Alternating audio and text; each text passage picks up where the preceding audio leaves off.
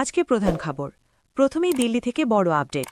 রাজধানীর প্রগতি ময়দানের ভারত মণ্ডপমে শুরু হয়েছে ইন্ডিয়া এআই ইম্প্যাক্ট সামিট ২০২৬। আজ ইন্ডিয়া এআই ইম্প্যাক্ট এক্সপো উদ্বোধন করছেন ভারতের প্রধানমন্ত্রী নরেন্দ্র মোদী। বিশ্বের ২০-এরও বেশি দেশে প্রতিনিধি, গুগলের সিইও সুন্দর পিচাই এবং ওপেন এআইয়ের সিইও স্যাম অল্টম্যান সহ শীর্ষ প্রযুক্তি নেতারা এই সম্মেলনে অংশ নিচ্ছেন।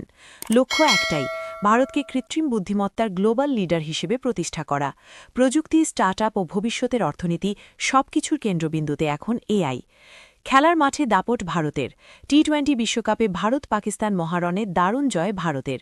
৬১ রানের জয়ে ভারত উঠেছে সুপার 8-এ।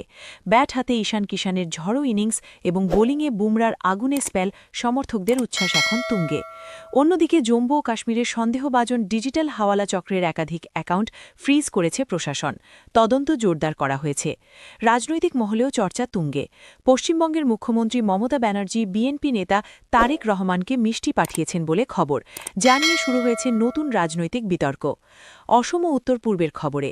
অসম বিধানসভার ১৫তম অধিবেশনের শেষ ৪ দিনের সেশন আজ থেকে শুরু হয়েছে।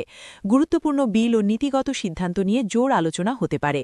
এদিকে কংগ্রেস নেত্রী প্রিয়াঙ্কা গান্ধী আগামী ১৮ ফেব্রুয়ারি থেকে অসম সফরে আসছেন। রাজনৈতিক মহলে বাড়ছে জল্পনা। এছাড়াও অসমের কয়েকটি এলাকায় হালকা ভূমিকম্পের খবর মিলেছে। যদিও বড় কোনো ক্ষয়ক্ষতির খবর নেই, তবুও প্রশাসন সতর্ক রয়েছে। সংবাদ এই পর্যন্ত। ফিরছি অন্যান্য আপডেট নিয়ে।